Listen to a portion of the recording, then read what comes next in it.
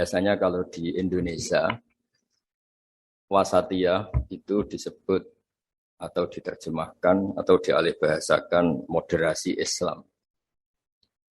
Di kamus bahasa Indonesia, moderasi itu ditulis sebagai yang berkecenderungan tengah, berkecenderungan tidak ekstrim, baik dalam perilaku maupun faham. Juga dijelaskan moderasi adalah sikap mau mendengar orang lain. Kita punya sekian kasus dalam sikap manhaji. Dulu perempuan itu tidak boleh belajar karena takutnya kalau belajar itu terus bisa nulis, bisa WA-an, terus takutnya bisa pacaran. Tapi lama-lama itu diketahui kalau terlalu lugu malah jadi korban, jadi objek karena mudah diakali, mudah dibully, mudah difitnah. Ketika perempuan jadi polisi itu pertanyaannya itu aktivitas lelaki sehingga perempuan tidak boleh. Tapi setelah mendengar beberapa kasus kriminal, misalnya pengedaran narkoba, itu banyak yang disembunyikan di alat-alat yang khasnya perempuan. Sehingga semenjak dijelaskan polisi kalau itu narkoba disembunyikan di alat perempuan atau alat kelamin, kalau polisinya semua lelaki kayak apa? Sehingga terus mulai tahu pentingnya polisi perempuan. Begitu juga untuk ngecek kasus-kasus pemerkosaan. Itu kalau yang ngecek lelaki kebetulan tidak soleh, bisa tidak karu-karuan itu. Kriminalnya semakin banyak. Kedokteran juga gitu dan seterusnya dan seterusnya. Ini barokahnya mau mendengar.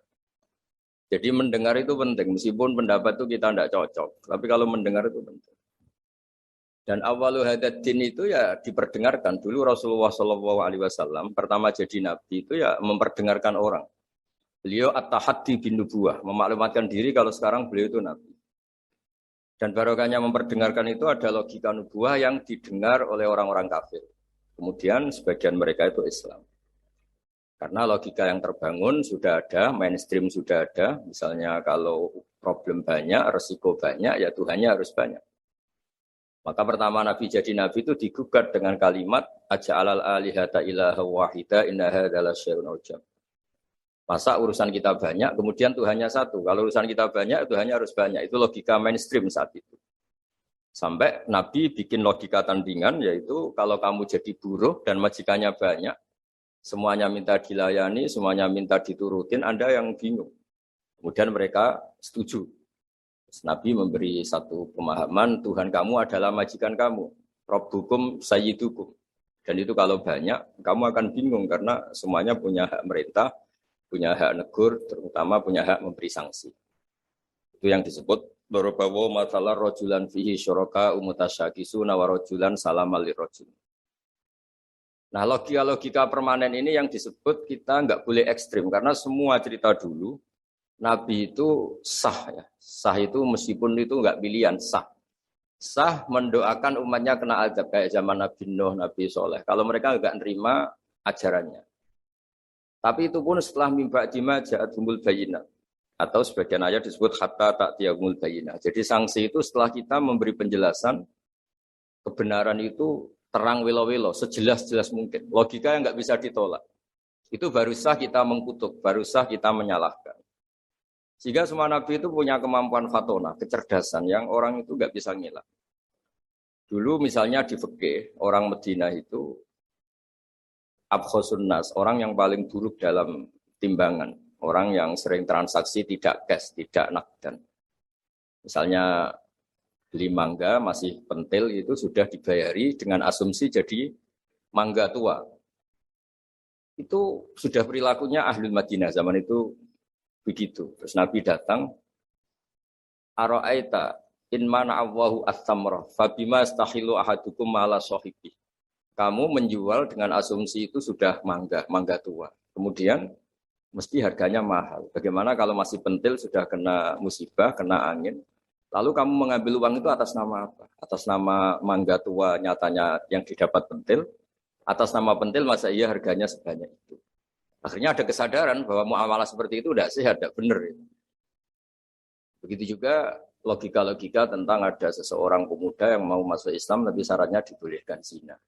Sampai geger karena itu enggak etis. Ketika geger-geger Nabi tanya, ada apa itu? Ada syabun yadkhulu fil Islam tapi yasta'zinu fi zina. Dia tetap izin bisa zina.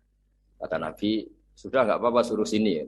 Setelah ketemu Nabi, Nabi membuat logika yang luar biasa. Atau hibbuhu li bintik. Kamu suka kalau punya putri kemudian jadi demenannya orang? Ya enggak.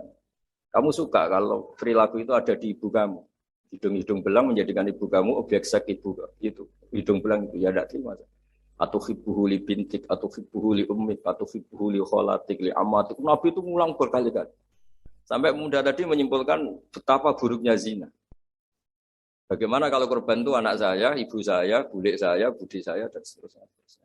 Semenjak itu kata beliau, kata pemuda tadi saya masuk Islam tanpa persyaratan boleh zina, dan zina itu abbahasya. Sesuatu yang sangat buruk. Nah ini yang harus dilatih terus oleh sikap-sikap yang nyuwun sewu bisa disebut ekstrim. Karena harusnya logika-logika Islam itu dipahami secara baik. Sehingga beberapa kali larangan-larangan manhiyat juga Allah menyebut innahu kana fahsyata wa makta wa sa'a sabila. Jadi disebut itu buruk sekali. Misalnya pembunuhan, bagaimana kalau itu anak kamu, korbannya keluarga kamu. Sehingga dari baca ini kitabnya Sayyid Abdul Harun, saya alhamdulillah baca dan saya baca mungkin 2 jam khatam karena memang pola itu pola mainstream. Jadi penting membaca kitab dengan mudah dan gamblang itu penting karena itu artinya ada mindset bersama, ada pikiran bersama yang kita terimanya itu sudah sayyughal lisyaribin, nyaman.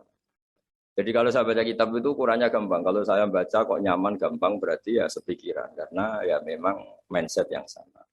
Dan ciri utama kebenaran itu harus dicatat sayyughal lisyaribin. Jadi kebenaran itu harus mudah dicerna. Caranya gimana ya tadi saya ulang lagi kita harus mau mendengar. Kemudian yang terakhir, di mana-mana itu yang namanya nabi itu ya orang kafir dijadikan sebagai muslim. Orang baik juga gitu. Di mana-mana orang baik minyak yang fasik jadi soleh. Yang soleh bodoh menjadi soleh pinter. Yang setengah pinter menjadi pinter banget. Syukur-syukur jadi wali. Nah logika-logika itu harus permanen. Di mana-mana ya inginnya kita itu ya yang enggak baik jadikan baik. Ini bukan kebalik, yang sudah baik dikafirkan, yang sudah anggota dikeluarkan. Itu aja secara organisasi masalah kan. Jadi takfir itu sebenarnya tidak usah dalil sudah jelas. Masa yang sudah masuk dikeluarin.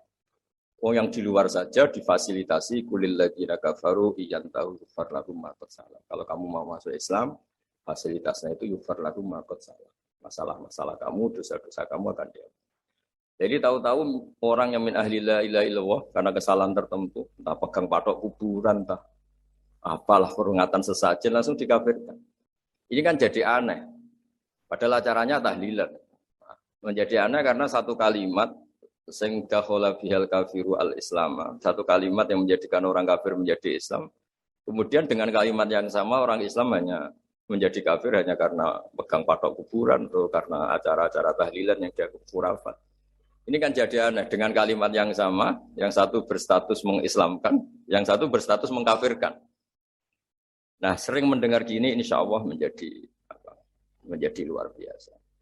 Masyhur itu dicerita di Bukhari dan saya senang cerita itu ada orang syaribul khamri. Mulai dulu memang muhibbinnya Kiai itu macam-macam. Dia itu syaribul khamri, tapi kalau nggak di masjid nggak senang. Dia sukanya di dekat-dekat masjid karena dia nggak mau jauh dari tempat orang soleh. Sehingga ketika dikhat oleh Nabi karena keseringan minum sampai wakana yulaqabu himar di Bukhari disebut orang itu panggilannya himar. Tapi ketika sahabat mulai melaknati dia, kata Nabi la tal'anuhu fa innahu yuhibbu wa rasulah. Kamu jangan melaknati pemuda itu, bagaimanapun dia senang Allah dan Rasul. Itu di bab tobat, di beberapa bab di kitab Ihya dijelaskan, sama sih ingat kalimatnya. Falam yukhrijhu bil ma'siyah anil mahabbah. Nabi tidak mengeluarkan orang itu dengan salahnya dia syurbul khamri, tidak dikeluarkan dari status mahabbah. Falam yukhrijhu bil ma'siyah anil mahabbah. Karena ya maksiat itu desainer hawa nafsu dan itu biasanya zallah itu tidak status. Tapi kalau mahabbahnya seorang mukmin pada Rasulullah itu status. Dia tahu Rasulullah itu orang benar maka dia ingin mahabbah. Ya, karena dia punya nafsu terus ada zallah. Jadi harus dibedakan mana status mana zallah. Kita orang Indonesia ya loyal sama Indonesia, kita KTP Indonesia, kartu anggota keluarga ya Indonesia. Tapi jangan juga kalau zallah langsung tidak menjadi warga Indonesia. Kalau ada sanksi ya sanksi aja, tapi jangan sanksi tidak berstatus Indonesia. Sama mukmin juga gitu. Kalau salah ya salah saja. Tapi jangan terus berstatus tidak mukmin dan seterusnya.